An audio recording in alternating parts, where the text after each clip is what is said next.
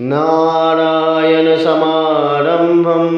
शङ्कराचार्यमध्यमाम् अस्मदाचार्यपर्यन्तां वन्दे गुरुपरम्परां। या श्रीस्वयं सुकृतिनां भवने क्वलक्ष्मी पापात्मनां कृतधियां हृदये शुभोद्धि श्रद्धा सतां कुलजना प्रभवस्य लज्जा तां त्वां नतास्म परिपालय देवी विश्वम्। ओम। आप सब ने पहले ब्रह्म वैवर्त पुराण के प्रकृति खंड से प्रकृति के पंचरूपा प्रकृति के प्रथम रूप को माँ दुर्गा के रूप में आप सब ने जाना, उनके स्वरूप को जाना।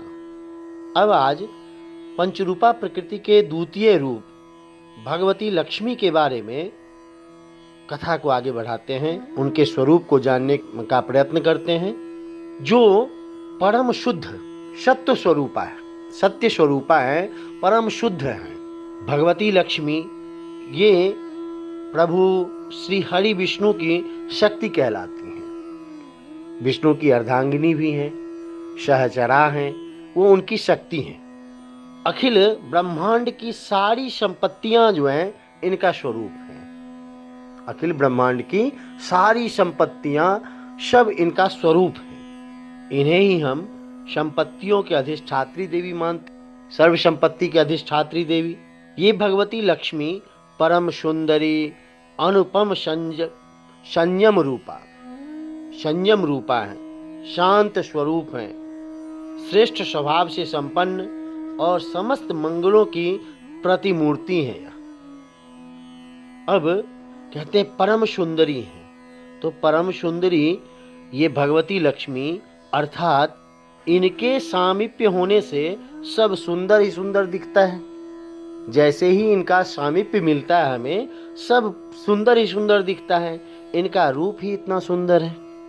अनुपम संयम रूपा है, अर्थात इनकी प्राप्ति होने पर इनके गुण स्वरूप संयम की आवश्यकता होती है। तभी ये आपके पास रहेंगी जब आप में संयम होगा।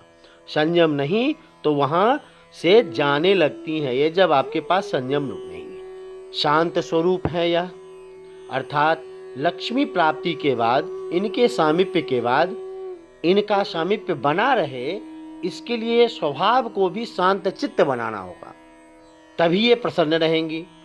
श्रेष्ठ स्वभाव भी इनका गुण है, तो इनकी प्राप्ति उपरांत अपने स्वभाव विचार को जितना श्रेष्ठ रखेंगे उतना सामीप्य बना रहेगा।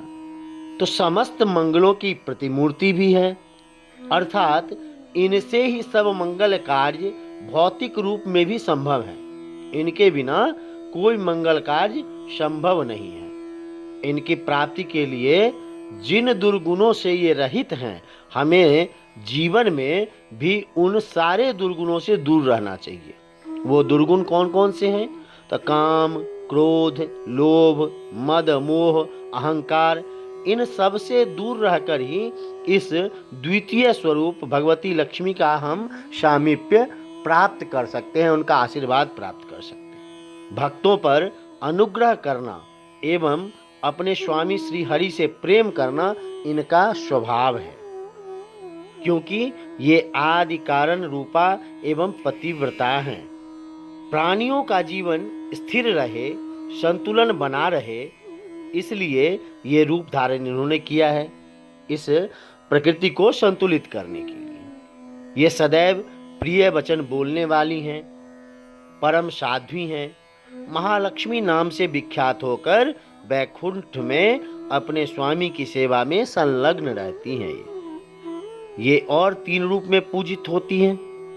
जब स्वर्ग में हो तो स्वर्ग लक्ष्मी, राजाओं के पास हो तो राजलक्ष्मी, और गृहस्थों के पास गृह लक्ष्मी बनकर विराजमान होती हैं।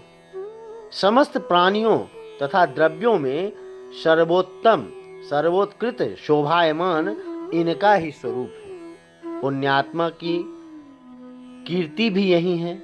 व्यापारियों के यहाँ वाणिज्य रूप में भी यही है, और पापी जन जो पाप में कलह अशिष्ट व्यवहार करते हैं वो भी इन्हीं की शक्ति है। लक्ष्मी प्राप्ति होने से पापाचार भी बढ़ जाता है। पापी जन जो है पाप कर्म करने लगते हैं, कलह अशिष्ट व्यवहार भी करते हैं, वो भी इन्हीं की शक्ति से होती है। दयामयी है ये भक्त विवल होकर अगर पुकार ले इनको तो अनुग्रह करती ही रहती हैं, उससे यह पीछे नहीं हटती हैं। ऐसी है माँ लक्ष्मी। ये पंचरूपा प्रकृति के द्वितीय रूप महालक्ष्मी का यह स्वरूप है, जो दूसरी प्रकृति है यह। ओम शांति। पूर्णमदः पूर्णमिदं पूर्णात् पूर्णमुदच्यते पूर्णस्य पूर्णमादाय पूर्णमेवावशिष्यते।